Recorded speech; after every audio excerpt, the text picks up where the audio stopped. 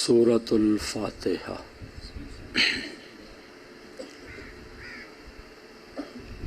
اعوذ باللہ من الشیطان الرجیم. بسم اللہ الرحمن الرحیم. الحمد للہ رب العالمین الرحمن الرحیم مالک یوم الدین. إياك نعبد وإياك نستعين. اهدنا الصراط المستقيم صراط الذين أنعمت عليهم غير المغضوب عليهم ولا الضالين.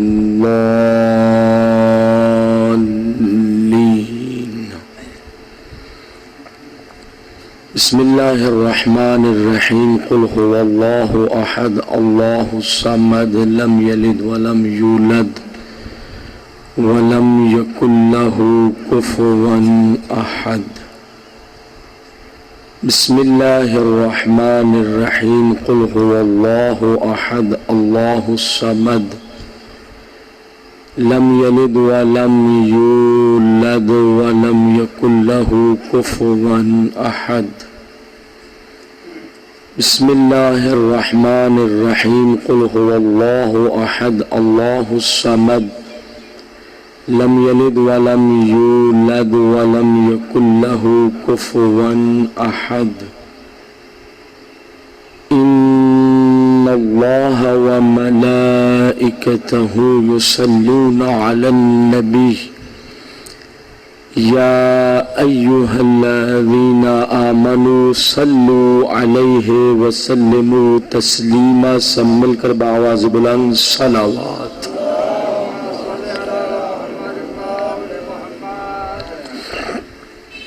اللہ رب العزت کی بارگاہ میں دعا اور التجا ہے مالک کائنات ہمارے ذکر مجلس ہماری اس عظیم عبادت کو اپنی بارگاہ میں منظور و مقبول فرمائے. پروردگار عالم اس عبادت عظیم کا اجر کثیر و جزیل عطا فرمائے. بانیان مجالس عذاب الخصوص اس صفحہ ازا کا اہتمام کرنے والوں کے گھر پہ خیر و برکت کا نزول فرمائے. اس خاندان کے مرحومین و مرحومات کی قبروں پہ رحمتوں کا نزول فرمائے. اللہ رب العزت صفحہ ازا کے حقیقی وارث حضرت ولی عصر کے ظہور میں تعجیل فرمائے. مالک کائنات امام زمانہ کے صدقے حاضرین کی دلی تمنا و مرادوں آرزوؤں کو پورا فرمائے. اللہ رب العزت ہم سب کو حج بیت اللہ، زیارت روضہ رسول اللہ، زیارت قبور ائمہ بقیع، زیارت کربلا، سامرہ و نجف، زیارت ثانیہ زہرا شاہ خراسان و معصومہ قوم نصیب فرمائے. دعاؤں کی قبولیت کے لیے، حاجات کی برآوری کے لیے سب مل کر پوری مودت، محبت اور عقیدت سے محمدی، علوی، فاطمی، حسنی و حسینی صلوات.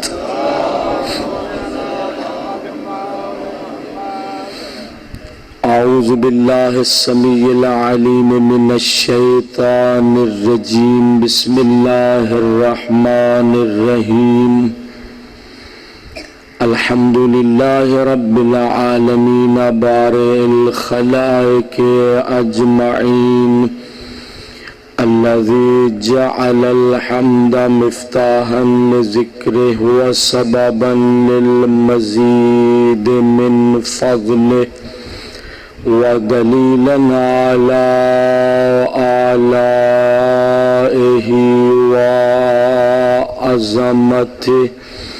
والصلاة والسلام على بشیر رحمته ونذیر نقمته حافظ سره ومبلغ رسالاته العبد المرتضى والنبي المجتبى والرسول المصطفى أبي القاسم محمد والصلاة والسلام على أهل بيته وعترته وخيرته الذين أذهب الله عنهم الرجس وطهرهم تطهيرا سيما على الإمام المنتظر الحجة ثاني عشر أما بعد فقد قال الله الحكيم في الذكر الحكيم بسم الله الرحمن الرحيم يا أيها الذين آمنوا اذكروا الله ذكرا كثيرا وسبحوه بكرة وأصيلا وقال رسول الله صلى الله عليه وآله وسلم دخلت الجنة رأيت على بابها مكتوبا بالذهب لا إله إلا الله محمد حبيب الله علي ولي الله فاطمة أمة الله والحسن والحسين صفوة الله على محبيهم رحمة الله وعلى مبغضيهم لعنة الله صلوات بر محمد وعلى محمد. میں بعض مقامات پر جب مجالس اعزاء کے لیے حاضر ہوتا ہوں تو بعض احباب اس سے بھی ڈھیلی سی صلوات پڑھ لیتے ہیں. ان کو میں کہا کرتا ہوں کہ لوگ اس سے اچھی صلوات تو ماہ مبارک رمضان کے جون کے مہینے کے 30 روزے رکھ کے بھی اچھی صلوات پڑھ لیتے ہیں. جو آپ صلوات پڑھ رہے ہیں یہ بہرحال آپ کی عقیدتوں کا اظہار ہے. میرا جی چاہ رہا ہے کہ آل محمد پسند بآواز بلند صلوات پڑھیں.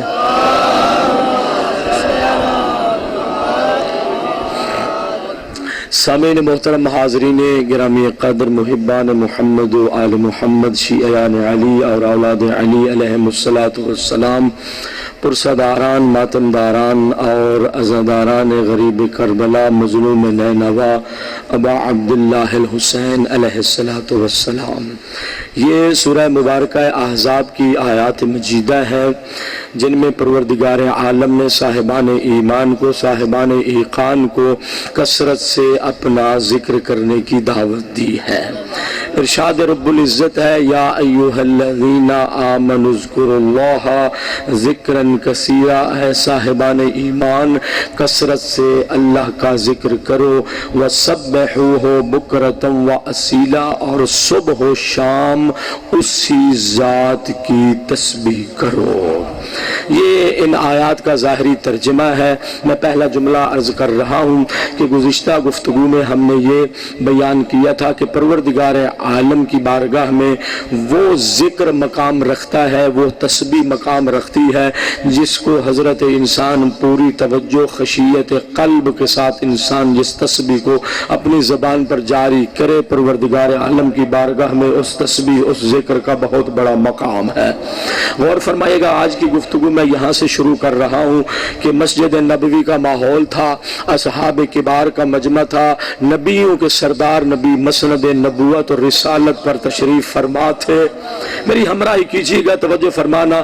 نبیوں کے سردار نبی مسند نبوت اور رسالت پر تشریف فرما تھے، اصحاب کبار کا مجمع تھا. غور فرمائیے گا، ایک صحابی بھرے مجمع سے اٹھا اور اٹھ کر سید الانبیاء کی بارگاہ میں عرض کرتا ہے یا رسول اللہ، ہم سارے اللہ رب العزت کا شکر بجا لاتے ہیں، اللہ کی تسبیح کرتے ہیں، پروردگار عالم کا ذکر کرتے ہیں. کوئی الحمدللہ کہہ کر اللہ کی نعمتوں کی تعریف کرتا ہے، کوئی شکرا للہ کہہ کر اللہ کی نعمتوں کا شکر بجا لاتا ہے، کوئی سبحان اللہ والحمدللہ ولا الہ الا اللہ واللہ اکبر کہہ کر اپنی زبانوں کو اللہ کی کبریائی کا، عظمت کا، اس کی جلالت کا، جبروت کا، اس کے علو مکان کا اعلان کر کے اپنے لبوں کو معطر کرتا ہے. یہ عجیب صحابی ہے، بے معرفت ہے، صحابوں کا صحابیوں کا مجمع ہے، مسجد نبوی کا ماحول ہے. غور فرمائیے گا، یہ صحابی کہتا ہے یا رسول اللہ یہ ارشاد فرمائیے کہ اللہ رب العزت کے اذکار میں سے سب سے بہترین ذکر کون سا ہے؟ توجہ فرمائیے، آپ نے کہتا ہے یا رسول اللہ یہ ارشاد فرمائیے کہ اللہ رب العزت کے اذکار میں سے سب سے بہترین ذکر کون سا ہے؟ ادھر صحابی کے لب رکے، عظمتوں والے رسول نے اس صحابی کو جواب دیا، کہا میرے صحابی اللہ رب العزت کے اذکار میں سے بہترین ذکر، توجہ فرمائیے گا، سید الانبیاء نے فرمایا افضل الذکر لا الہ الا اللہ، اذکار الہی میں سے سب سے بہترین ذکر لا الہ الا اللہ ہے. بہت مشکور ہوں آپ یہاں تک آ گئے، بڑی عظیم مجلس ہوگی، توجہ فرمائیے گا. اب جیسے ہی نبیوں کے سردار نبی نے، اب آپ بھی غور و فکر کر رہے ہوں گے، آپ کا طائر فکر بھی پرواز کر رہا ہوگا کہ مسجد نبوی کے ماحول میں صحابیوں کے مجمع میں سید الانبیاء نے اتنا عظیم جواب ارشاد فرمایا. اب ہمیں سوچنا چاہیے، غور فرمانا چاہیے، ہمیں توجہ کر لینی چاہیے کہ اس کلمہ لا الہ الا اللہ کی عظمت کیا ہے. یہ کتنا عظیم کلمہ ہے. ظاہر موضوع جو میرا ذکر اور اہل ذکر ہے، تو اس کلمہ لا الہ الا اللہ کا مقام کیا ہے، اس کی عظمت کیا ہے. توجہ فرمانا، کتب احادیث کو دیکھنا شروع کیا، تاریخ کی ورق گردانی کی، آل محمد کی سیرت کا مطالعہ کیا. خود اسی کلمہ لا الہ الا اللہ کے بارے میں سید الانبیاء نے 4 حدیثیں ارشاد فرمائی. ذرا اپنے نورانی دلوں میں جگہ دینا ان حدیثوں کو، توجہ فرمانا. سید الانبیاء نے 4 حدیثیں ارشاد فرمائی. جو بچے پڑھے لکھے ہو، کچھ ہاں ہوں کر سکتے ہو، وہ ذرا کل سے اگر سامنے آ جائیں تو میں ذرا اچھے انداز میں گفتگو کر سکوں گا. بڑی دور کچھ پڑھے لکھے آپ بیٹھے ہیں، اگرچہ ان کے علم کا نور میرے تک پہنچ رہا ہوتا ہے، لیکن میں چاہتا ہوں ذرا قریب سے ان کی مزید زیارت کرتا رہوں گا. صلوات پڑھیں ذرا محمد و آل محمد پر. جی سوچنے پہ مجبور ہو گئے کہ یہ کلمہ لا الہ الا اللہ کس عظمت کا مالک ہے. سید الانبیاء نے ایک اور حدیث ارشاد فرمائی، نبیوں کے سردار نبی نے دوسری حدیث ارشاد فرمائی، فرمایا ثمن الجنت لا الہ الا اللہ. سید الانبیاء نے تیسری حدیث ارشاد فرمائی، فرمایا مفتاح الجنت لا الہ الا اللہ. میری حیرانی کی حد نہ رہی، اس کو حیرت علمی کہتے ہیں، کہ جب نبیوں کے سردار نبی نے چوتھی حدیث ارشاد فرمائی اور فرمایا من کانا آخر کلام ہی لا الہ الا اللہ داخل الجنت. توجہ فرمائیے گا، 4 ہی تو حدیثیں ہیں جن کا ترجمہ کرنا ہے کہ سید الانبیاء نے پہلی حدیث میں ارشاد فرمایا کہ بہترین ذکر لا الہ الا اللہ ہے. جو بندہ ساری زندگی لا الہ الا اللہ کا ذکر کرتا رہے، نبیوں کے سردار نبی فرماتے ہیں جنت کی قیمت بھی یہی لا الہ الا اللہ ہے. جیتے رہو توجہ فرمانا بھائی، جنت کی قیمت بھی یہی لا الہ الا اللہ ہے. کتنا خوش بخت ہے وہ انسان کہ جو لا الہ الا اللہ کا ورد کرتا رہے اور جنت کی قیمت ادا کرتا رہے. اب حدیث کا مضمون بڑا عجیب ہے. ساری زندگی لا الہ الا اللہ کا ورد کیا، اس کی الوہیت کا، ربوبیت کا اعلان کرتا رہا. اللہ نے رضوان جنت کو حکم دیا کہ یہ لا الہ الا اللہ کا ورد کرنے والا ہے، اس نے جنت کی قیمت ادا کر دی تھی، ایسا کرو کہ اسے اس کا مقام جنت دکھا دو. اب یہ اتفاق کی بات ہے کہ جیسے روایت یہ کہہ رہی ہے اسے اس کا مقام جنت دکھا دو. توجہ فرمائیے گا، جیسا کہ روایت رہنمائی فرما رہی ہے کہ دربان جنت یا رضوان جنت اسے لے کے چلیں گے. جب در بہشت پر پہنچے گا تو یہ اتفاق ہے نا، در بہشت پر پہنچا تو جنت کا دروازہ ہی کھلا نہیں ہے.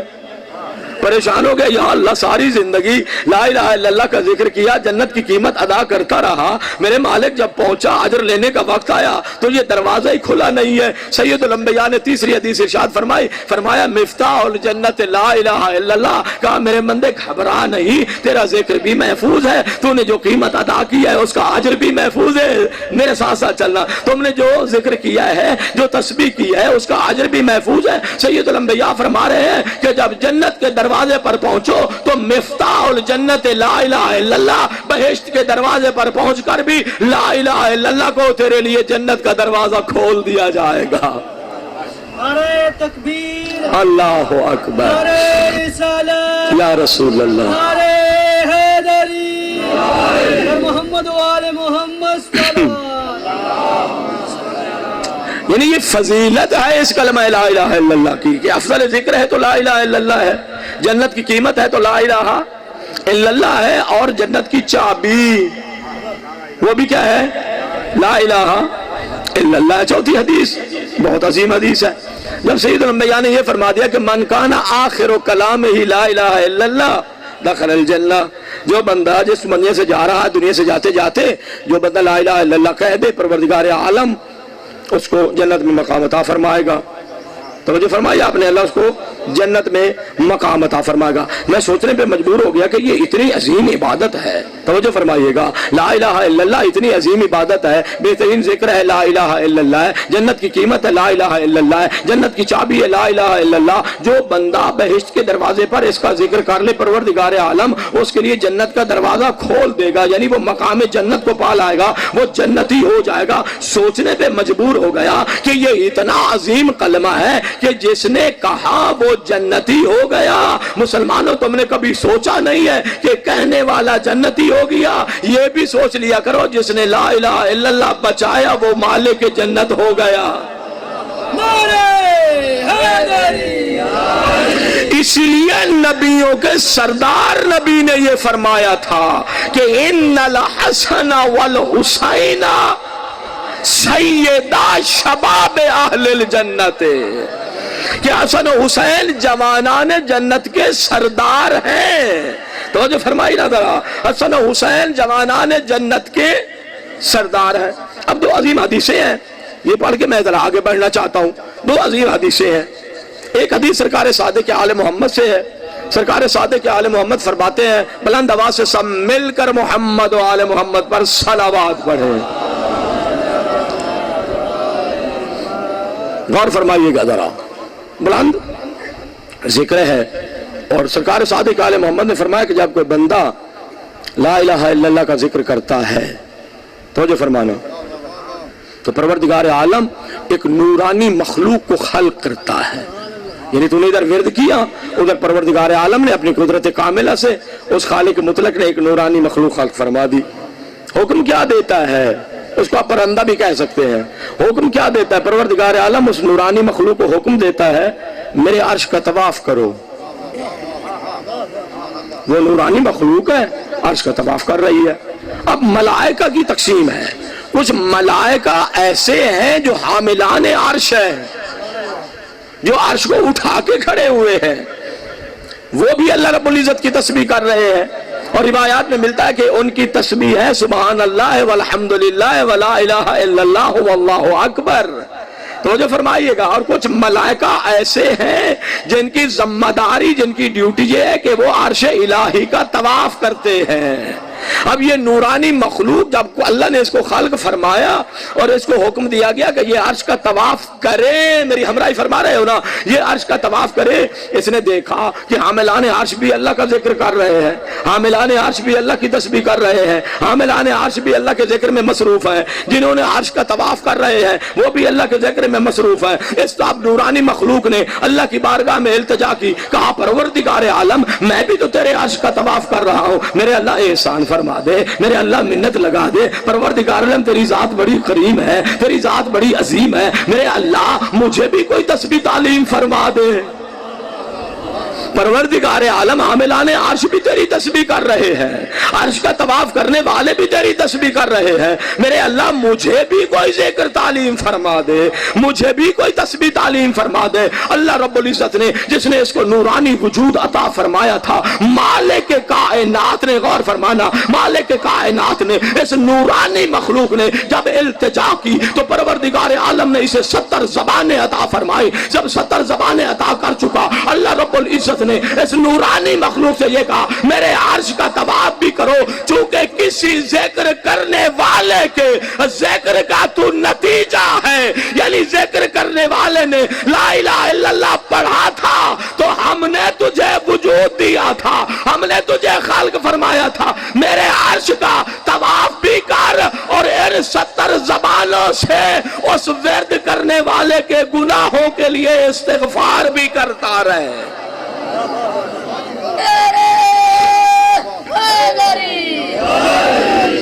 یعنی مالک کائنات نے اتنا احسان فرما دیا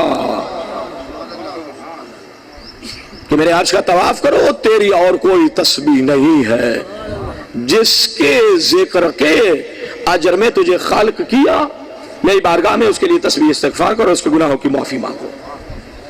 یہی وہ بات تھی، توجہ فرمانا، یہی وہ بات تھی کہ جس کو کہ ذکر کا جب معیار بتایا تو میرے آقا حسین ابن علی نے ایک حدیث ارشاد فرمائی، فرمایا بکاء العیون و خشیت القلوب من رحمت اللہ۔ کل کی مجلس میں عرض کر چکا ہوں کہ دل کیسا ہونا چاہیے کہ جب انسان اللہ کی بارگاہ میں جائے۔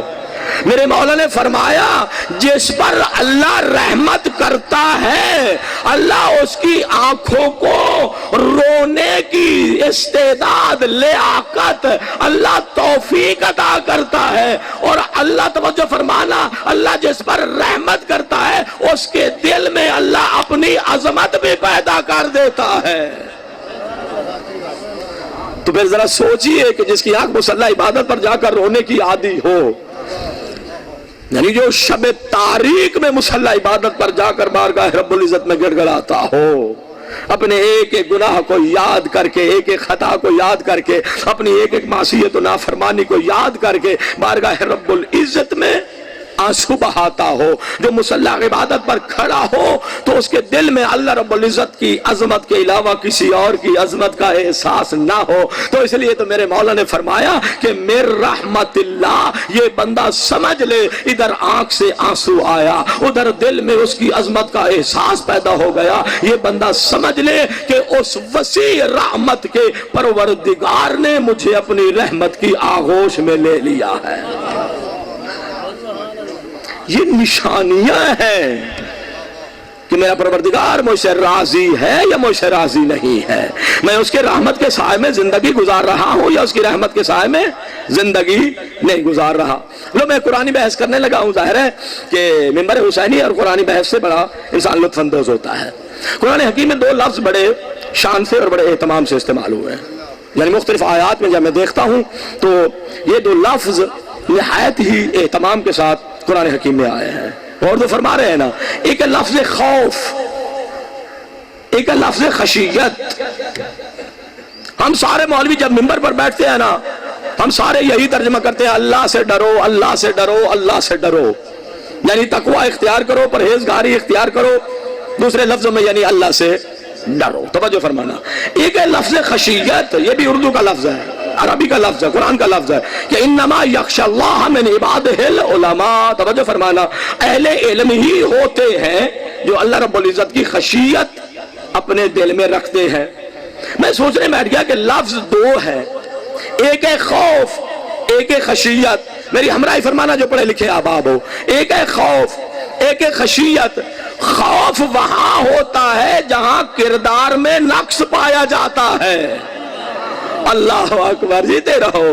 خوف وہاں ہوتا ہے جہاں کردار میں نقص پایا جاتا ہے۔ مالک نے کہا میرا سجدہ کرو، میں نے تکبر کیا، سجدہ نہ کیا، یہ کردار کا نقص ہے۔ اللہ اکبر، میں ڈر رہا ہوں روز قیامت سزا ملے گی۔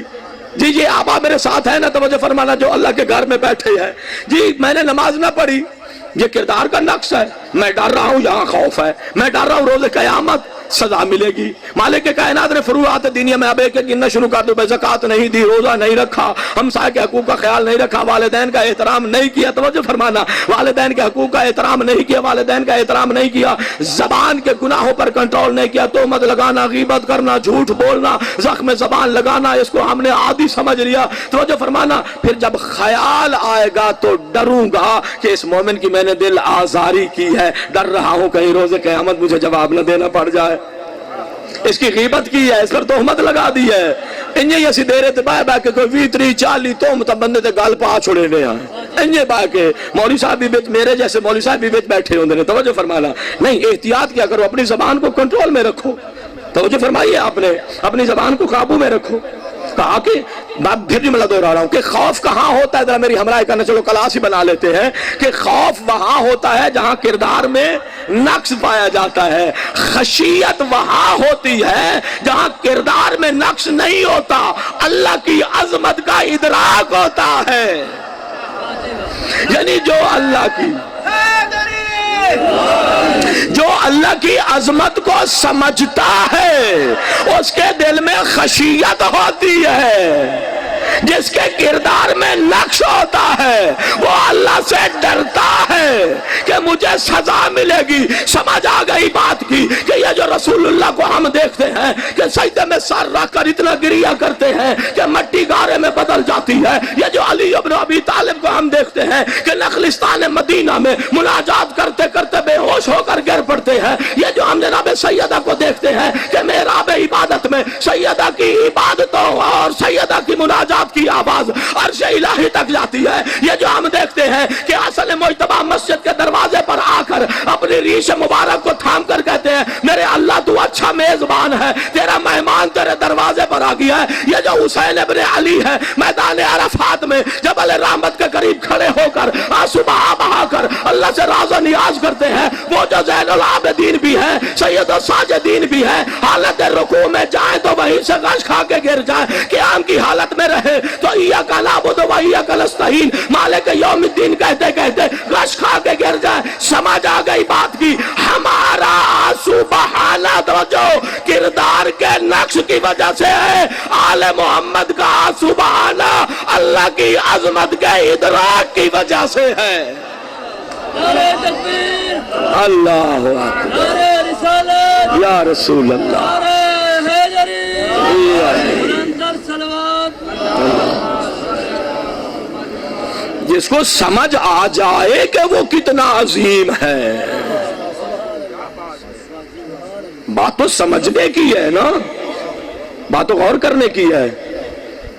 ایک عالم دین اپنے شاگردوں کی تربیت فرما رہے تھے، جو سب سے چھوٹا تھا اس کی زیادہ عزت کرتے تھے،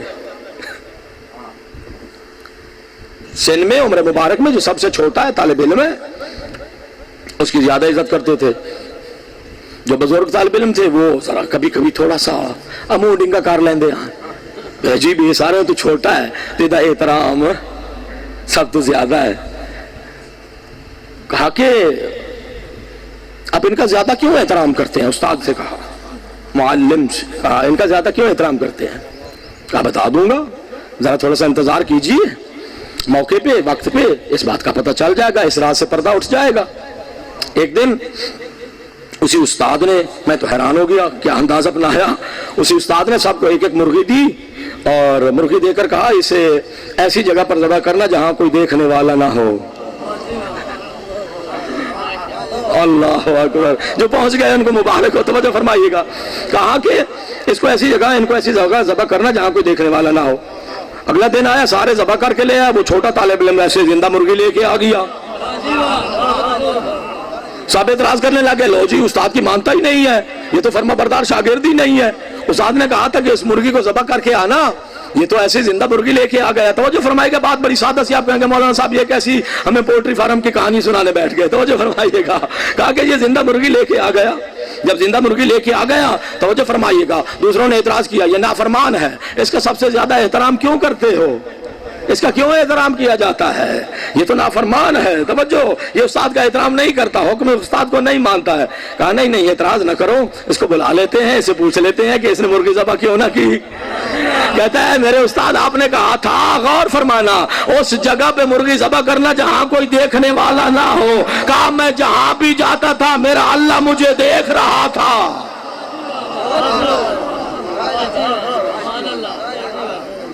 بات تو ادراک کی ہے نا کہ انسان اللہ کی عظمت کو کتنا جانتا ہے۔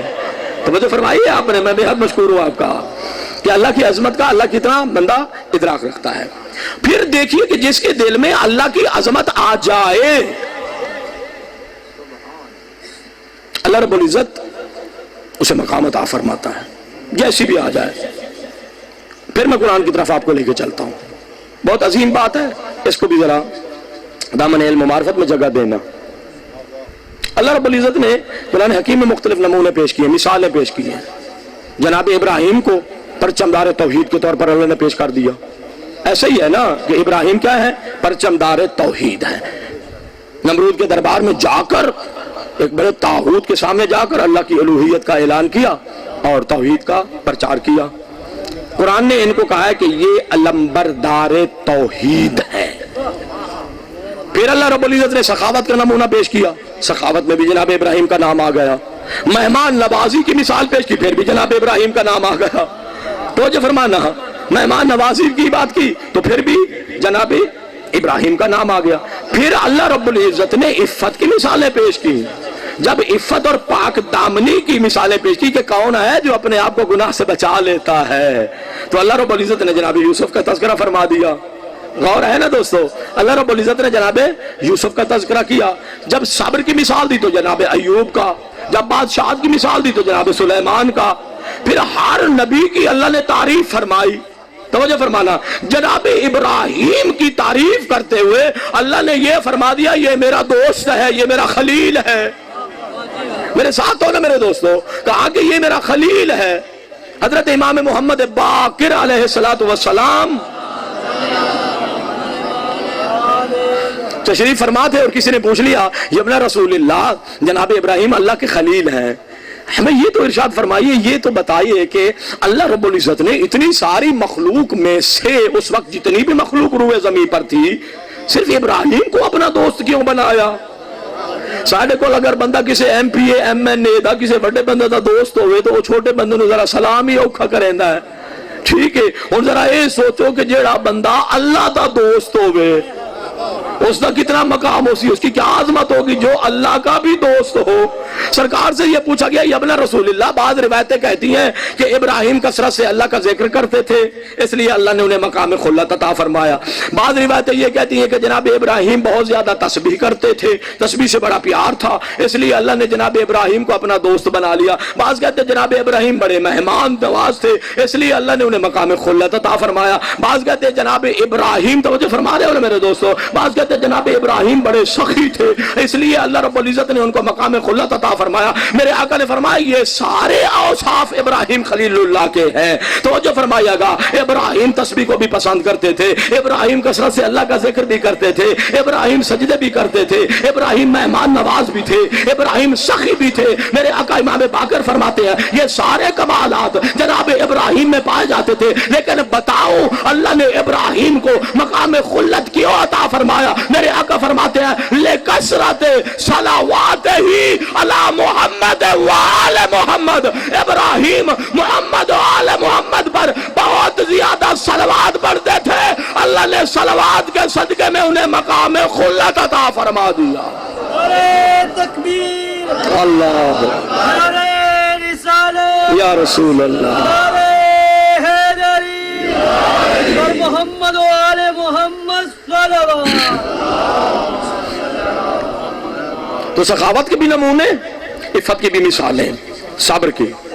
لیکن جب کوئی اپنے اوصاف میں بارگاہ رب العزت میں بات, تو وہی عظمت کی آ رہی ہے نا, جب اس کی عظمت کا ادراک کر لیتا ہے جس میدان میں بھی ہو, جیسی مثال بھی, یعنی جس میدان میں بھی اس کو رول ماڈل کے طور پر پیش کیا جا رہا ہو. کوشش تو کر رہا تھا کہ لفظ نہ بول لوں, توجہ فرمانا, کہ رول ماڈل یعنی مثال کے طور پر, اسوہ حسنہ کے طور پر جس کو پیش کیا جا رہا ہو کہ لوگ اس کو دیکھ کر عمل کریں, اس کی سیرت پہ چلیں. غور فرمائیے گا جی, رول ماڈل کے طور پر جب اللہ پیش کرتا ہے تو پھر اللہ قرآن میں تعریف بھی کرتا ہے. میں حیران ہوں کہ 2 نبیوں کی اللہ نے قرآن میں تعریف فرمائی ہے. پڑھوں قرآن کی آیات, دلوں میں نورانیت آ جائے گی. توجہ فرمانا, 2 نبیوں کی اللہ نے قرآن حکیم میں بڑی تعریف کی ہے. ایک وہ ہے جنہیں اللہ نے بادشاہت دے دی, سلطنت دے دی, حکومت دے دی, مال و ثروت دے دیا. توجہ فرمانا, حتیٰ چرند پرند ہوا فضا سب پر ان کی حکومت تھی. حتیٰ قرآن نے تو یہ فرما دیا وَسَخَّرْنَا لَهُ الرِّيحَ, ہم نے ہوا کو بھی ان کے تابع فرمان کر دیا. کہیں گے تو چلے گی, حکم دیں گے تو رک جائے گی. ایسے ہی ہے نا, گھبرا کے پڑھ کر قرآن کوئی نہیں. تو جو فرمانا جی سخرنا لاہور ری, او اللہ دے بندے پیغام رسالت ہے, یہ تو ہر کسی کے گھر میں موجود ہے. قرآن کیا ہے؟ رسالت کا پیغام ہے. یہ پھر کسی دن پڑھ لیں گے, لیکن توجہ فرمائیے گا, یعنی اللہ نے سب کچھ دے دیا, بادشاہ, سلطنت, حکومت, حسن و جمال سب دے دیا اللہ نے, چرند پرند, ہوا فضا سب تابع فرمان کر دیے. ایسے ہی ہے نا, نام کیا ہے؟ جناب سلیمان. توجہ فرمائے گا. اچھا, جناب سلیمان کو اللہ نے سب کچھ دے دیا, سب کچھ دے دیا. میں اور ہاتھ اونچا کر کے کہتا ہوں سب کچھ دے دیا اللہ نے, سب کچھ دے دیا. خدا کرے کسی لب پہ مسکراہٹ آ جائے تو چلو میں پھر ہاتھ نیچے کر لوں گا. توجہ فرمائیے گا, سب کچھ اللہ نے عطا فرما دیا. اچھا, پھر اللہ نے نا جناب سلیمان نبی کی تعریف فرمائی, اور اللہ نے قرآن نے جناب سلیمان نبی دی جس نے تعریف کی تھی نا جی, تو اللہ رب العزت نے فرمایا نعم العبد انہ اواب, اے سلیمان ساڈا بہت ہی اچھا بندہ ہے جی, اے سلمان ساڈا بہت ہی اچھا بندہ ہے. اللہ فرما رہا میں نے اسے سب کچھ دے دیا ہے, حکومت, بادشاہت ہے, سلطنت ہے, سب کچھ میں نے دے دیا ہے, لیکن اس کے اندر تکبر نہیں آیا ہے. اللہ اکبر. قرآن نے جو لفظ استعمال کیا ہے نا وہ ہے لفظ اواب. کہا انہو اواب, ہم نے سب کچھ دے دیا, دنیا سے اسے بے نیاز کر دیا. جس کو بے نیاز کر دیا جائے, جسے سب کچھ دے دیا جائے, وہ کوئی تھوڑی بہت آکڑ تو آ جانی چاہیے نا, تھوڑی بہت آکڑ, کوئی تکبر, کچھ میں آ جانی چاہیے. لیکن اللہ تعریف کرتے ہوئے اللہ یہ فرما رہا ہے انہو اواب, سب کچھ لینے کے باوجود بھی یہ بار بار ہمارے ہی در کرم پر دستک دیتا ہے. اللہ, جیتے رہے. میرا تھوڑا سا ماحول کو ڈیویلپ کرو, میں اچھے انداز میں پڑھ سکوں. تو مجھے فرمانا یہ پھر بھی اواب ہے. اواب کہتے ہی اسے ہیں جس کو سب کچھ دے دیا جائے لیکن پھر بھی دروازہ نہ بھولے جس سے ملا ہے. توجہ فرمائی آپ نے. جناب سلیمان کا اس طرح تذکرہ کیا, پھر اللہ نے ایک اور نبی کا تذکرہ فرما لیا. جب اللہ نے ایک اور نبی کا تذکرہ فرمایا تو مالک کائنات نے, وہ نبی کون سے ہیں جن سے اللہ نے سب کچھ لے لیا. عجیب ہے, سب کچھ اللہ نے لے لیا, صحت گئی, بچے گئے, مال گیا, سب کچھ چلا گیا. صرف دی تو اپنے ذکر کے لیے وہی زبان عطا فرمائی, باقی رکھا کہ یہ میرا ذکر تو کرتا ہے نا. توجہ فرمائیے گا, ذکر الہی کی بات ہو گئی نا, ذکر کرتا ہے, سب کچھ اللہ نے لے لیا. اچھا اب غور کیجئے گا, حیران ہو جائیں گے آپ سارے. جب اللہ نے سلیمان نبی کی تعریف کی تو کہا یہ ہمارا اچھا بندہ ہے. توجہ فرمانا, یہ ہمارا نعم العبد ہے, یہ اچھا بندہ ہے. اور تسا سارے سچیندے بیٹھے ہو, تسی آپ سے بجے نو اللہ سب کچھ دے دے وہ دا اچھا ہو جاونا کوئی ایڈا بڑا کمال نہیں ہے. توجہ فرمانا. اور دوسرے نبی کو اللہ سب کچھ لے لیا, تو جس وقت اللہ نے اس نبی دی تعریف کی تھی اوے لفظ جڑے جناب سلیمان کے لیے تھے وہی جناب ایوب کے لیے بھی تھے. ادھر بھی قرآن کہہ رہا ہے نعم العبد, یہ اچھا بندہ ہے. ادھر بھی قرآن کہہ رہا ہے انا وجدناہ صابرا, ہم نے اسے صبر کرنے والا پایا. اور خدا کی قسم میری حیرت علم میں اضافہ ہوا. ظاہر قرآن ہے, قرآن کی فصاحت و بلاغت ہے, قرآن کا اپنا اسلوب ہے, قرآن اللہ کی رحمت ہے, قرآن شفا ہے, قرآن ہدی للمتقین ہے, قرآن ہدایت کرنے والا ہے, نیکی کا راستہ دکھانے والا ہے. میری حیرت میں اضافہ ہو گیا کہ جب قرآن نے یہ لفظ بھی کہا کہ نعم العبد انہو اواب, میں سوچنے بیٹھ گیا پروردگار عالم سلیمان نبی کو سب کچھ دے دیا, اگر اس کو اچھا بندہ کہہ رہا ہے تو یہ تو حق بنتا ہے, یعنی اس کو اچھا بندہ کہا جائے کہ وہ شکر بھی کرتا ہوگا, وہ سجدے بھی کرتا ہوگا, وہ تسبیح بھی کرتا ہوگا, وہ ذکر بھی کرتا ہوگا. لیکن جس سے سب کچھ لے لیا اس کو بھی اللہ کہہ رہا ہے یہ اچھا بندہ ہے. سمجھ آ گئی, اچھائی کا معیار غربت یا امیر ہونا نہیں ہے. اچھائی کا معیار یہ ہے جب دے دے تو شکر نہ چھوڑو, جب لے لے تو صبر نہ چھوڑو. سلیمان کو کہا نعم العبد ہے کیونکہ وہ شاکرین میں سے تھے. ایوب کو کہا اچھا بندہ ہے کیونکہ ایوب صابرین میں سے تھے. یا علی یا علی. اچھا تو ساڈے مزاج کیویں نے ایویں تھوڑی جی گل ادے تو ادے ہوئی نہیں تے ساڈیاں طبیعتاں بگڑ ویندیاں نے میرا اللہ ساڈے گھروں تو غربت نکلدی ہی نہیں میرے ابے ہی مرنا میرے بیٹے نے ہی دنیا سے جانا تھا یہ کلمات یہ ہمارا رواج بن چکا ہے اے اللہ بھلا کرے رجوا والے دے انہاں تے پلہ شلہ بنائیاں تے ہوٹل والے دے وڈیاں وڈیاں منجیاں انہاں سامنے رکھیاں ٹھیک ہے نا سارے محلے والے علاقے والے اتنے باہر ہے سبحان اللہ جی ہے اللہ دی معصیت شروع ہو گئی کہیں دی غیبت کسے تے تہمت کسے نو زخم زبان کسے دا کوئی تذکرہ کسے دا کوئی تذکرہ پتہ ہے تے بھاویں نہیں ہے توجہ فرمانا تے ہاتھ پایا ونجے تے چھوڑیں دے اللہ نو ہی نہیں مقام عبودیت یہ نہیں ہے یہ کیا عبودیت ہے عبودیت یہ ہے دے دے تو شکر نہ چھوڑو لے لے تو صبر نہ چھوڑو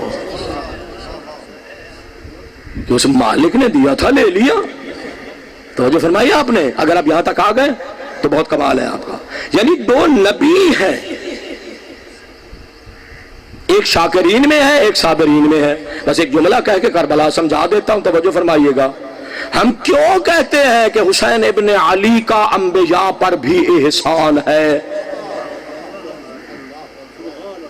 یہ تکلفانہ جملے نے بیٹھ کے گپ شپ مار چھوڑی نہیں یہ حقیقتیں ہیں آدم کی محنت کو بچایا نوح کی محنت کو بچایا ابراہیم کی محنت کو بچایا عیسیٰ موسیٰ داؤد سلیمان یوسف یعقوب یحییٰ زکریا سارے نبیوں کو سید المرسلین علی مرتضی حسن مجتبی فاطمہ زہرا سب کی محنتوں کو حسین نے بچایا پھر اللہ نے توجہ فرمانا میں بڑا قیمتی جملہ کہہ رہا ہوں خدا کرے آپ کو ذوق سماعت میری ہمراہی کر سکے توجہ فرمانا یعنی نبی ہے ہاں سلیمان شاکرین میں سے ہے جناب ایوب صابرین میں سے ہے حسین کا مقام یہ ہے توجہ فرمانا حسین سید الشاکرین بھی ہے سید الصابرین بھی ہے اللہ اکبر جیتے رہو کیا عظمت ہے میرے آقا حسین ابن علی کی اور یہ مقام ہے علم یہ بھی انبیاء کی میراث ہے اور اہل بیت کے پاس ہے تو بات یہاں سے چلی تھی کہ حضرت انسان کا ذکر اس وقت معراج کو پہنچتا ہے کہ جب اسے اللہ کی عظمت کا ادراک ہو جب اللہ کی عظمت کا ادراک ہو جائے تو پھر آنکھ برستی ہے دل کانپتا ہے پھر اس کی معصیت کرتے ہوئے ڈر بھی لگتا ہے یعنی اس کی عظمت کے سامنے اگر نافرمانی کریں تو پھر ایک مرتبہ انسان سوچتا ہے اچھا اگر غلطی ہو بھی جائے تو پھر کیا کریں معصوم نے ایک راستہ بتا دیا اگر تم نے 60 سال 70 سال 80 سال 20 سال جتنے سال زندگی کی اور اس میں بھول گئے غفلت ہو گئی اچھا یہ ایسے جتنے بھی گناہ کر دیں غفلت دی وجہ تو کر دیں خدا نہ کرے کہ بندہ اللہ کے سامنے بغاوت کرے غفلت اور ہے سرکشی اور بغاوت اور ہے ایک مرتبہ بچے سے غیر ارادی طور پر باپ کی شان میں گستاخی ہو گئی یہ اور ہے ایک مرتبہ جان بوجھ کر باپ کی شان میں گستاخی کر رہا ہے یہ اور ہے ہم جو گناہ کرتے ہیں یہ غفلت کی وجہ سے ہے اس لیے میرے آقا صادق آل محمد نے فرمایا کہ اگر غفلت کی وجہ سے معصیت ہو جائے فوراً اپنے آپ کو بیدار کر لو فوراً اپنے آپ کو بیدار کرو اور پھر معصوم نے جو حدیث ارشاد فرمائی اس کو اگر آپ سونے کے پانی سے لکھ لیں پھر بھی حق ادا نہیں ہوتا ہے میرے آقا صادق آل محمد نے فرمایا بقاء العیون نے میرے آقا نے فرمایا کہ البقاء من خشیت اللہ تطفئ بہارا من غضب رب تو نے اتنی لمبی زندگی اللہ کی نافرمانی کی مسلح عبادت پر آ جا اللہ کی عظمت کے سامنے رو لے آنسو بہا لے ایک طرف تیرا ایک آنسو ہو ایک طرف اللہ کی ناراضگی کا سمندر بہ رہا ہو معصوم فرماتے ہیں تیرا ایک آنسو اللہ کی ناراضگی کے سمندر کو بھی ختم کر دے گا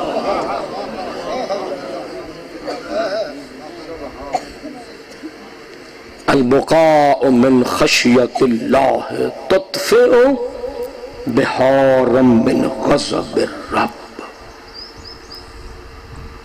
آپ کیا سمجھتے ہیں؟ آپ کہیں گے کہ غفلت، بھلا کوئی سرکشی بھی کر سکتا ہے؟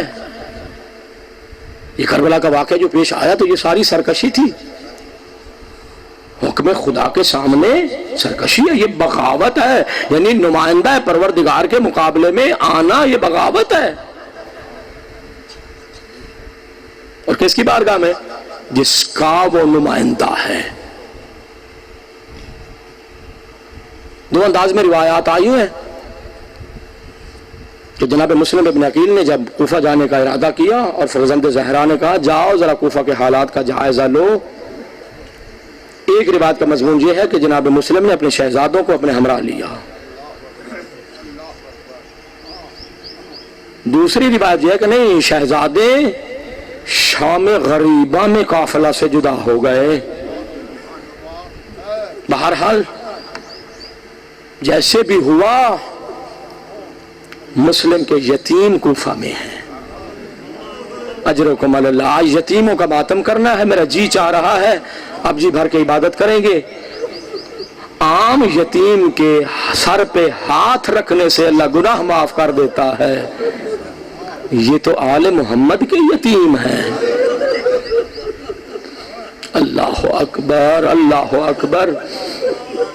ظاہر ایک فاضل عالم دین نجف پڑھتے ہیں، یہ سمجھتے ہیں، ساری روایات کو یہ پہچانتے ہیں.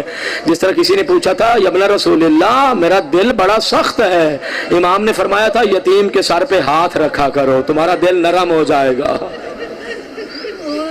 اللہ اللہ، یہ کوئی معمولی یتیم تھے، یہ تو علی و بطول کی اولاد سے تھے. اجرکم علی اللہ. ازادر یہ قاضی شرح کے گھر میں مہمان تھے. ازادر جب مہمان تھے نا، ایک دن یہ قاضی اپنے گھر آیا، بڑی منزل مصائب ہو گئی، میں خود بڑا ازادار ہوں، عقیدت مند ہوں. ازادر ایک مرتبہ ایک دن جب شرح اپنے گھر میں آیا نا، یہ بچے سینے خانہ میں بیٹھے ہوئے، جب گھر بیٹھے ہوئے تھے نا، یہ بچوں کے چہروں کی طرف دیکھتا بھی ہے، روتا بھی ہے. اللہ اکبر. لفظ یتیم اتنا ہی درد مندانہ لفظ ہے، کہا یہ یتیموں کے چہروں کو دیکھتا بھی ہے، روتا بھی ہے. ایک مرتبہ بڑا بھائی بول کے کہتا ہے قاضی ہم کتنے عرصے سے تیرے گھر میں رہ رہے ہیں، کافی دن ہو گئے، تو پہلے تو ایسا نہیں کرتا ہے، آج تو چپکے چپکے سے ہمارے چہروں کو دیکھتا بھی ہے، روتا بھی ہے. ازادر و قاضی سے رہا نہ گیا، اتنی بات کی، کہا مسلم کے شہزادوں تمہارا بابا مارا گیا. اجرکم علی اللہ. اللہ آوازوں پہ رحمت نازل کرتا ہے، اس میں کیا شرمانے کی بات ہے؟ یہ تو ہماری عبادت ہے. جو بیان کر کے رو سکتے ہو رویا کرو. آج پہلے دن ہی میں روایت پڑھ دوں، پھر سارے پورا عشرہ روتے رہنا. امام صادق کے گھر میں مجلس ہو رہی تھی، ذاکر پڑھ رہا تھا، پڑھنے والا حسین ابن علی کا ذکر کر رہا تھا. ابو بصیر بھی بیٹھا ہوا تھا. میرے آقا صادق آل محمد نے ابو بصیر کو خطاب کیا. ابو بصیر سے کہا ابو بصیر کیا تجھے میرے دادا حسین کی غربت پر رونا نہیں آتا؟ ازادار ابو بصیر نے اپنا رومال آگے کیا، رومال آگے کر کے کہتا ہے مولا دیکھیے میرا رومال آنسوؤں سے تر ہو چکا ہے. میرے آقا صادق آل محمد نے کہا اس طرح رونے سے تو میرے دادا حسین کی مظلومیت کا حق ادا نہیں ہوتا. حسین تو اس سے بڑا غریب ہے. حسین کتنا غریب ہے جس پر آسمان رویا، زمین روئی، ذرہ ذرہ کائنات رویا، اور صفِ عذاب پہ بیٹھے ہوئے. حسین اتنا مظلوم ہے جس پر کائنات کا ذرہ ذرہ رویا. اجرکم علی اللہ. آزادر مولا پھر کیسے حق ادا ہوگا؟ مولا کیسے رو؟ سنتے بھی آؤ عبادت کرتے آؤ. کہا پھر مولا کیسے رو؟ میرے آقا صادق آل محمد نے کہا تو نے کبھی جوان بیٹے کے جنازے پر ضعیف ماں کو روتے ہوئے دیکھا ہے؟ کہتا ہے مولا وہ سر کے بال کھول لیتی ہے، ماتم کر کے اپنے جوان کو روتی ہے. کہا جب کوئی رونے والا میرے دادا حسین کو اس انداز میں روتا ہے تب جا کر کہیں غربت کا حق ادا ہوتا ہے. अजरकुम अल्लाह, बड़े नूरानी चेहरे देख रहा हूँ जो अकीदतों के साथ बैठे हुए हैं। एक जुमला और भी सुन लो, जो आंसू इखलास से निकलता है उसकी सैयदा की बारगाह में बड़ी कदर है। अल्लाह अल्लाह, पहलू शिकस्ता बीबी इस आंसू का इस्तेकबाल करती है। अजादर कहा तुम्हारा बाबा मारा गया। अजादर मैं इतना पढ़ने का आदी हूँ, यूँ कह देता हूँ मुझे ये बताओ, इंसाफ से बताना, 7-8 साल का बच्चा मैं मानता हूँ अपने बाबा का जनाजा नहीं उठा सकता।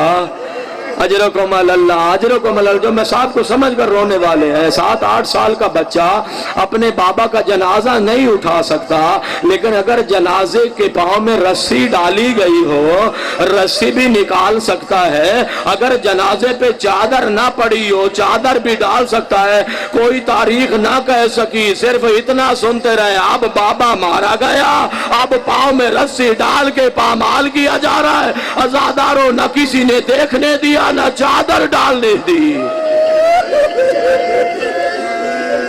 अजरकुम अल्लाह, अजरकुम अल्लाह, बड़े बड़े अज़ादार बैठे हो। मैं बढ़ रहा हूँ जरा मंजिल इबादत की तरफ। अज़ादारों, हाँ, काज़ी शुरैह ने कहा बच्चों मेरा जी चाह रहा है, कूफा का पूरा शोभ माहौल है, तो अपने नाना मोहम्मद के मदीना चले जाओ।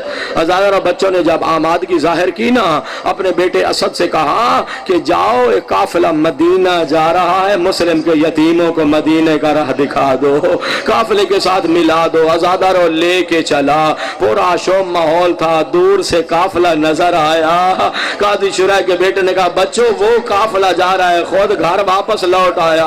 मातम का तो यही मकाम है। अज़ादारों, कूफा के अनजाने रास्ते थे, काफिला नजरों से दूर हुआ, मुस्लिम के यतीम कूफा की गलियों में रह गए।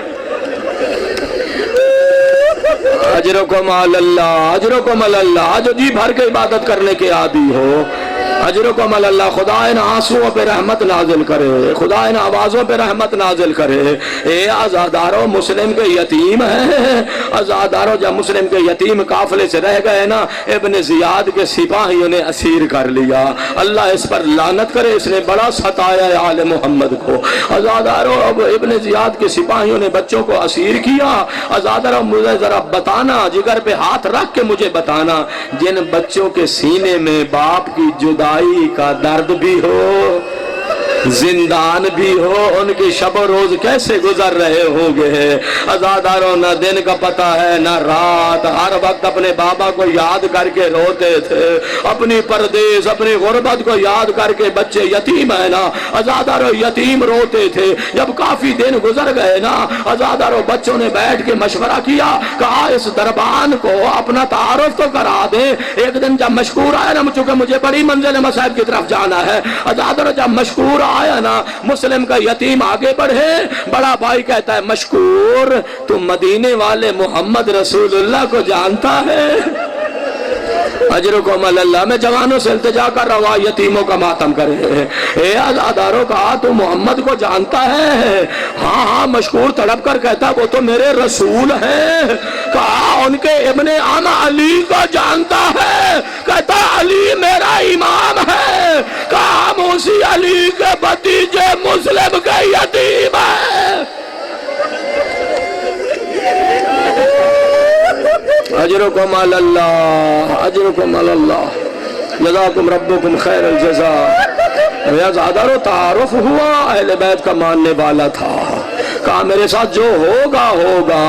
कहा जिंदान का दरवाजा खुला है, जहां जाना चाहते हो चले जाओ। एक रिवायत कहती है नहीं, अंगूठी निशानी दी। कहा कादसिया चले जाओ, वहां मेरा भाई रहता, तुम्हें पनाह मिल जाएगी।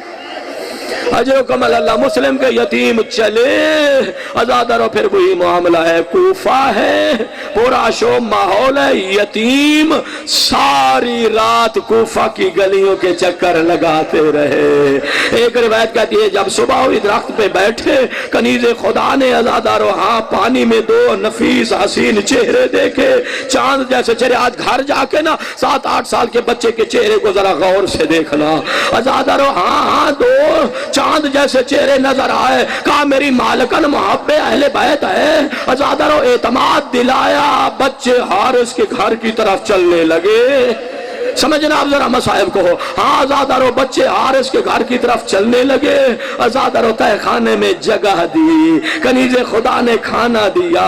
اللہ جانے کتنی دیر سے نہ کھانا کھایا تھا, نرم بستر پہ بھی نہیں سوئے تھے. آزادارو مسلم کے یتیم تہ خانے میں آرام کرنے لگے. اتنی دیر میں اللہ اس پہ لعنت کرے یہ حارث ملعون اپنے گھر آیا. زوجہ کہتی ہے اتنی دیر سے کیسے آئے؟ کہا ابن زیاد نے مسلم کے یتیموں کو اسیر کرنے کا انعام کا اعلان کیا ہے. میں یتیموں کو ڈھونڈتا رہا ہوں. کہا روز قیامت محمد کو کیا چہرہ دکھاؤ گے؟ آزادارو گفتگو ہو رہی تھی. اب ذرا تیاری کرنا عبادت کی, میرا جی چاہ رہا ہے کہ پرسا ہو جائے. اے آزادارو اتنی دیر میں ایک شہزادے نے خواب دیکھا. نانا رسول اللہ ہے, دادا علی ہے, بابا مسلم ہے. آزادارو ایک مرتبہ رسول اللہ نے پوچھا مسلم اپنے شہزادوں کو کہاں چھوڑ آئے ہو؟ اجرکم اللہ. کہا مسلم تیرے شہزادے کہاں رہ گئے؟ دوسرے بچے نے بھی یہی خواب دیکھا, شہزادے دوسرے نے بھی یہی خواب دیکھا. بھائی کو بیدار کیا, اٹھے, بڑے نے چھوٹے کو, چھوٹے نے بڑے کو خواب سنایا. آزادارو یقین ہو گیا یہ زندگی کی آخری رات آ گئی. اولاد والوں کے لیے مسائل پڑھنے والا ہوں, یقین ہو گیا یہ زندگی کی آخری رات آ گئی. دونوں بھائیوں نے بازو بڑھائے, ایک دوسرے کو گلے میں لگا کر آزادارو اونچی آواز میں شہزادوں نے رونا شروع کیا. اس حارث کے کانوں پر شہزادوں کے رونے کی آواز آئی جیسے علماء پڑھتے ہیں. آزادارو یہ تہ خانے کی طرف بڑھنے لگا. کنیز خدا دوڑ کے آئی, میرے مہمانوں کے قریب نہ جانا. اجرکم اللہ, اجرکم اللہ. جو رونے کے عادی ہو میں ذرا ٹھہر جاتا ہوں. کہا میرے مہمانوں کے قریب نہ جانا. آزادارو ہاں دعائیاں دیتی رہی, یہ میرے مہمان ہیں, یہ مسلم کے یتیم ہیں. اجرکم اللہ. ہاں دعائیاں دیتی رہی, یہ بڑھتا گیا. کنیز خدا نے آگے بڑھ کر نا آزادارو تہ خانے کا چراغ بجھا لیا. اب ماحول کیسا تھا؟ بچے رو رہے تھے, یہ بڑھ رہا تھا. کنیز خدا کا بدن کانپ رہا تھا. ارباب مقاتل نے لکھا دیوار کا سہارا لیتے لیتے نا یہ اس جگہ پر پہنچا جہاں بچے ایک دوسرے کو گلے لگا کر رو رہے تھے. آزادارو اس نے جا کر یتیم کی زلفوں میں ہاتھ ڈالا, تماچا مارا, بچہ زمین پہ گر گیا. آزادارو زلفوں سے پکڑ کر گھسیٹ کے لا کر ستون سے باندھ دیا. اجرکم اللہ, اجرکم اللہ. جو سمجھ گئے, بہت ساری آنکھیں ہیں جو ابھی وضو کی توفیق نہ ہو سکی. آزادارو تبسل کرو, سیدہ سے آنسو مانگو, یتیموں کا ماتم ہے. اے آزادارو گھسیٹ کے لے آیا, ستون سے باندھ دیا. آزادارو خود بستر آرام پر, مسلم کے یتیم ساری رات ستون سے بندھے رہے. اجرکم اللہ. مسلم کے یتیم ساری رات ستون سے بندھے رہے. جب صبح ہوئی نا آزادارو اس شکی نے اپنے غلام کو بلایا. غلام کو بلا کر کہتا ہے انہیں نہر کے کنارے لے جاؤ اور دریا کے کنارے لے جا کے ان کو قتل کر دو اور سر میرے پاس لے کے آؤ. غلام کہتا ہے اجرکم اللہ. غلام کہتا ہے میں ایسا نہیں کر سکتا. غلام نے انکار کر دیا. بیٹے کو بلایا, بیٹے نے بھی انکار کر دیا. اب یہاں سے ذرا مصائب کی تیاری کرنا. آزادارو جہنم جس کا مقدر بن چکی تھی, آزادارو ستون سے یتیموں کو چھوڑ کے دریا کی طرف چلنے لگا. ارباب مقاتل نے یہ لکھا ہے تلوار نعام سے نکلی ہوئی تھی, یہ ظالم بچوں کو دریا کی طرف لے کے جا رہا تھا. مسلم کے یتیموں کے بدن کانپ رہے تھے. آزادارو اگر بچوں کی معصومیت کا اندازہ لگانا ہے نا, بچہ بول کر کہتا ہے حارث تو ہمیں قتل کیوں کرتا ہے؟ کہتا ہے مجھے انعام کا لالچ ہے. مسلم کے یتیموں کی معصومیت کا اندازہ لگانا, اب بھی جو ہاتھ نہیں اٹھے گا مسلم کے یتیموں کے مصائب کا حق ادا نہیں ہوگا. آزادارو بچے بول کر کہتے ہیں تجھے انعام کا لالچ ہے نا, کہا ہمیں بازار لے جا, ہمیں جا کر غلاموں کے بازار میں بیچ دے, جتنا تجھے انعام ملنا ہے اتنی تجھے قیمت مل جائے گی. کہا ایسا نہیں ہو سکتا. آزادارو مسلم کے یتیموں نے دوسری بات کی, کہا ہمیں زندہ ابن زیاد کے پاس لے جا, جو فیصلہ کرے گا ہمیں منظور ہوگا. آزادارو کہا ایسا بھی نہیں ہو سکتا. آزادارو جب قتل کا ارادہ کیا نا, مسلم کے یتیموں نے کہا ہماری صبح کی نماز رہ گئی. اجرکم اللہ, اجرکم اللہ. آزادارو अजरकुम अल्लाह, जो आवाजों से रो सकते हो रोया करो अज़ादारो। हाँ हाँ कहा हमारी सुबह की नमाज रह गई, हमें जरा नमाज पढ़ने दे, इजाजत मिली। अज़ादारो मुस्लिम के यतीम दरिया की तरफ बढ़ने लगे, नंगी तलवार लेके सामने आ गया। मैं घबरा के ये जुमला पढ़ रहा हूँ, अज़ादारो कैसा ये आलम था, बहता दरिया था। आले मोहम्मद के यतीम तयम्मुम करके नमाज पढ़ने लगे। अज़ादारो अल्लाह करे हवा ने आवाज पहुंचाई हो जब यतीमों ने कहा होगा अल्लाहु अकबर। अजरुकुम अल्लाह, अजरुकुम अल्लाह। बहुत सारी आंखें अभी इबादत से महरूम है, मैं फिर इबादत की तरफ बढ़ने लगा हूँ। अज़ादारो हाँ शहजादों ने नमाज शुरू की, नमाज शुरू हो चुकी थी। अज़ादारो ये देखता रहा, बच्चे नमाज पढ़ते रहे। अज़ादारो इधर कहा अस्सलामु अलैकुम व रहमतुल्लाहि व बरकातुहू। ये तलवार लेकर जहाँ से अलामत सैयद मोहम्मद तक नकवी साहब पढ़ते हैं। अज़ादारो एक मर्तबा ये जुल्म तलवार लेकर बड़े शहजादे की तरफ बढ़ा। जब बड़े शहजादे की तरफ बढ़ा ना, छोटा भाई सामने आ गया, आकर कहता है बड़ा भाई बाप की जगह पर होता है, मेरे सामने मेरे भाई को कत्ल न करना, मेरा जिगर बर्दाश्त नहीं करता है। आजाद और इसने छोटे शहजादे का रुख किया। हाँ बड़ा भाई सामने आया, कहा छोटा भाई औलाद की तरह होता है, मैं औलाद का सदमा बर्दाश्त नहीं कर सकता। बच्चे दुहाइयां दे रहे थे। आजाद और मातम का मकाम आ गया, मेरा जी चाह रहा इबादत करो। आजाद और जितनी गुर्बत मुझे यहाँ दरिया पे नजर आई, पूरी करबला में कहीं नजर ना आई। करबला में जो शहीद भी जाता था ना, ये तो यकीन होता था ना हुसैन आ जाएंगे। अली अकबर गए पता था बाबा लेने आएंगे, कासिम गए पता था बाबा लेने आएंगे, हर शहीद को पता था हुसैन आएंगे। यहाँ ना कोई बचाने वाला ना कोई छुड़ाने वाला, बच्चे दुआया देते रहे। इस जालिम ने तलवार मारी, बड़े शहजादे का सर कलम हुआ।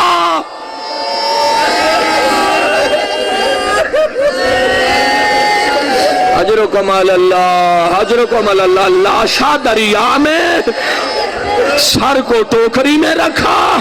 आजादर ये शकील लौट के आया, लाशा दरिया में, आजादर लाशा दरिया में सर एक टोकरी में रखा।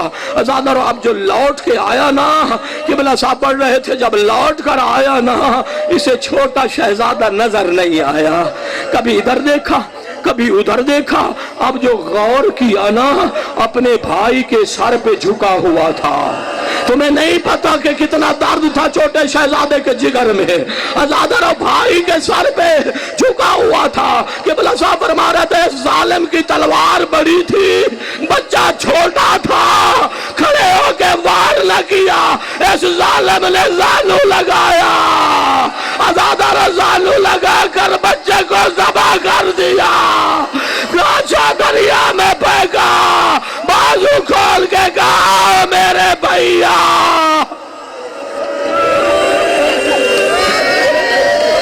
अल्लाह अल्लाह, जो मतलब एक जुमला माँ बहनों का इसे का हो जाए। अल्लाह अल्लाह, इसने बच्चे को ज़बह कर दिया, मुस्लिम का यतीम ज़बह हो गया।